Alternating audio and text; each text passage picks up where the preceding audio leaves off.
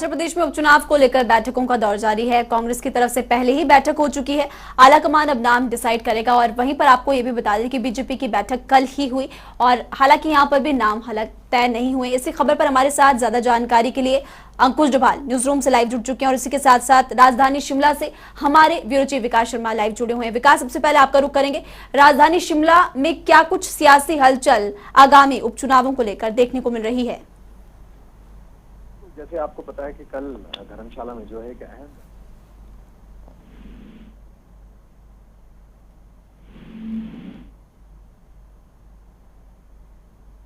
विकास नामों पर जो है अब मोहर लगनी है, इस पर आखिरी फैसला जो है वो अब केंद्रीय जो हाईकमान है उसके ऊपर छोड़ा गया है। और निश्चित रूप से क्योंकि अब आने वाले दिनों में अब उपचुनाव हैं तो निश्चित रूप से अब कई ऐसे दावेदार हैं जिनकी जो लिस्ट है वो काफी लंबी होती चली जा रही है।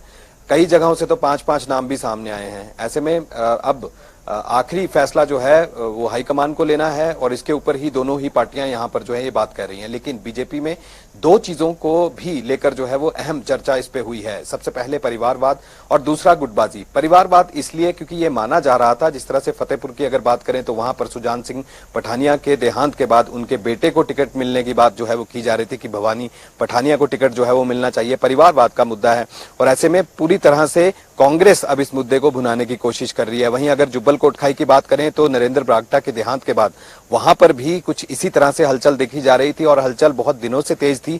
ये माना जा रहा था कि चेतन बरागटा जो है वहां से उनके सुपुत्र हैं वो वहां से चुनाव लड़ेंगे और उन्हीं को प्रत्याशी बनाकर जो है भाजपा आगे करेगी।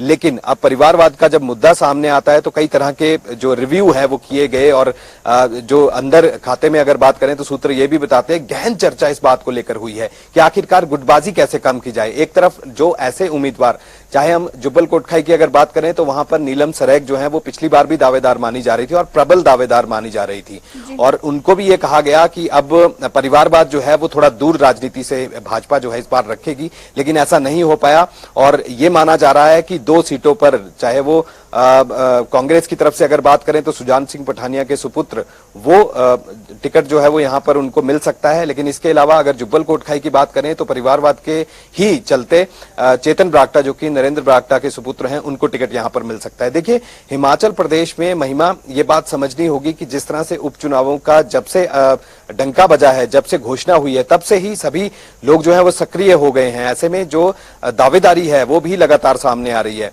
निश्चित रूप से परिवारवाद और गुटबाजी जो है दोनों ही बड़ी पार्टियों के लिए मुद्दा जरूर रहेगा। जनता इस बात को समझ रही है और मूड जनता का क्या होगा ये तय जो है वो अब आने वाले जब रिजल्ट जो है जब होंगे, जब पोलिंग जब होगी उस समय देखने के लिए मिलेगा। लेकिन दोनों ही बड़े दल इस समय इसी बात के ऊपर चिंतन और मंथन कर रहे हैं कि जिताऊ उम्मीदवार जो है वो होना चाहिए।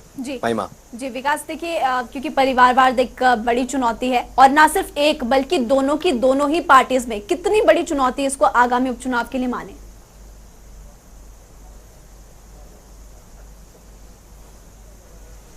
निश्चित रूप से देखिए, जैसा मैंने पहले भी बताया कि अब दोनों ही पार्टियां इस बात से जरूर जूझ रही हैं कि बेटे को टिकट जो है वो यहां पर मिलना चाहिए। फतेहपुर की अगर बात करें या फिर बात करें जुब्बल कोटखाई, दोनों ही जगह तो ये चीजें चल रही हैं। लेकिन हमें ये देखना होगा कि हॉट सीट इस बार मंडी लोकसभा उपचुनाव भी रहने वाला है। वहां पर भी लंबी चौड़ी लिस्ट जो है वो बीजेपी की तरफ से कल आई है और आखिरी फैसला हाईकमान को यहां पर लेना है, चाहे वो कांग्रेस की बात करें चाहे वो बीजेपी की बात करें। लेकिन बीजेपी का यह भी कहना है कि इस बार जो उम्मीदवार मंडी लोकसभा सीट से जो हो वो उम्मीदवार ब्राह्मण होना चाहिए। इसको लेकर भी मंथन और चिंतन हुआ है। लेकिन अगर हम अर्की की बात करें तो अर्की के लिए भी इतना आसान नहीं है, वहां भी चुनौती बड़ी है।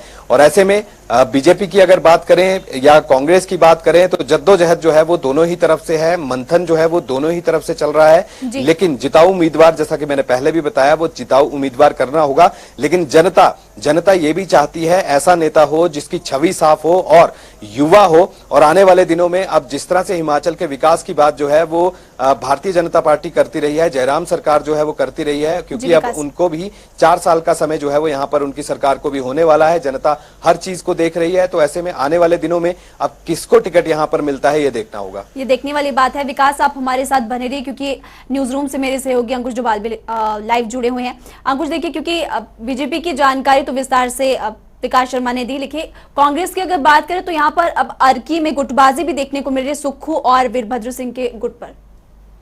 जी बिल्कुल, देखिए अर्की विधानसभा जहां से दिवंगत वीरभद्र सिंह विधायक हुआ करते थे, वो अब सीट खाली है और गुटबाजी वहां पर देखते ही बनती है। और क्योंकि जब वीरभद्र सिंह जीवित थे और सुक्खू अध्यक्ष हुआ करते थे हिमाचल कांग्रेस के, तब भी सरेआम गुटबाजी देखने को मिलती थी। और वीरभद्र सिंह इतने कद्दावर नेता थे, बावजूद इसके सुक्खू पार्टी में अपनी चलाते थे और कहीं ना कहीं उन दोनों के बीच जो टकराव की स्थिति रहती थी वो इसका बहुत बड़ा कारण था। और एक बार फिर अब सुक्खू और वीरभद्र सिंह का गुट आमने सामने दिखाई दे रहा है और अपने अपने प्रत्याशियों को लेकर लगातार लॉबिंग भी जारी है।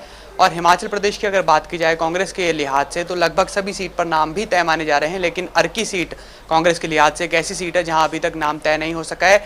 संजय अवस्थी और राजेंद्र ठाकुर के बीच ये दो नाम ऐसे हैं हिमाचल कांग्रेस से जो तय किए जा सकते हैं और दोनों को अलग अलग गुट का माना जाता है। ऐसे में जो चिंताएं हैं कांग्रेस की वो बढ़ती चली जा रही हैं, क्योंकि दोनों ही गुट बेहद शक्तिशाली है। और सुक्खू का गुट कितना शक्तिशाली है इसका जो है हमने नज़ारा तब देखा था जब हिमाचल कांग्रेस के यूथ के अध्यक्ष के चुनाव हुए थे और उस समय सुक्खू गुट के जो निगम भंडारी माने जाते हैं उन्होंने भारी मतों से जीत भी हासिल की थी। ऐसे में अर्की में भी दबदबा कहीं ना कहीं सुक्खू का देखने को मिल सकता है। और चिंता हिमाचल कांग्रेस की ये है कि केवल एक ही प्रत्याशी उतरे, अगर किसी एक प्रत्याशी को टिकट मिलता है तो दूसरा बगावत ना करे, क्योंकि अगर बगावत होती है अर्की में या फिर किसी अन्य सीट में तो जो वोट शेयर है वो बढ़ जाएगा। ऐसे में जो विपक्षी पार्टी है उसको फायदा हो सकता है। बीजेपी भी यही कोशिश करी, क्योंकि बीजेपी के पास खुद भी यही समस्या है अर्की में, जो गुटबाजी है वहां पर भी गोविंद राम और रतन पाल के बीच ये समस्याएं दोनों ही पार्टी के लिए हैं। लेकिन गुटबाजी यहाँ पर दोनों ही पार्टी में है, दोनों पार्टीज में गुटबाजी देखने को मिल रही है। विकास, देखिए इसी बीच क्योंकि विक्रमादित्य सिंह दिल्ली के लिए भी रवाना हो चुके हैं, उनके इस दिल्ली दौरे को लेकर कितना खास माने?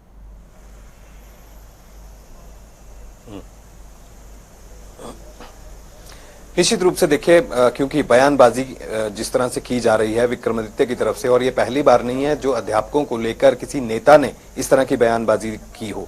इससे पहले भी अगर हम बीजेपी की बात करें तो महेंद्र सिंह ठाकुर जो हैं, जो कि मंत्री हैं, अभी कैबिनेट मंत्री हैं हिमाचल प्रदेश में, और ऐसे में उनकी तरफ से भी अध्यापकों को लेकर जिस तरह से बयान आया था और उसके बाद जमकर किरकिरी जो है वो उनकी हुई, अगले ही दिन उनको माफी मांगने पर मजबूर यहां पर होना पड़ा।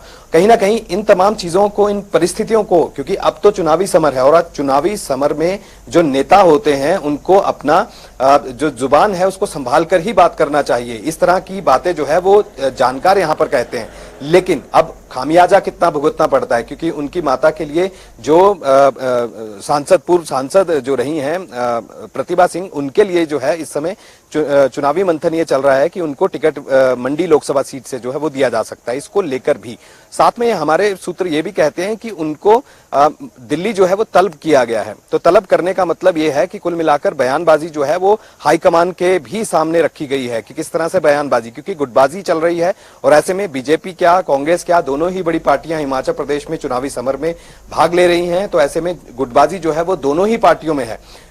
गुटबाजी को शांत किया जाए, इसको लेकर और दोनों ही पार्टियां जो है वो मंथन और चिंतन जो है पिछले एक महीने से लगातार यहां पर कर रही थी। पहले ये कयास लगाया जाए, तो मंथन चिंतन यहाँ पर जारी, और ऐसे में अब देखने वाली बात ये होगी कि किसको टिकट मिलेगा और कौन इन चुनावों में जीतेगा। शुक्रिया विकास और अंकुश डोभाल इस तमाम जानकारी के लिए। तो आपको बता दें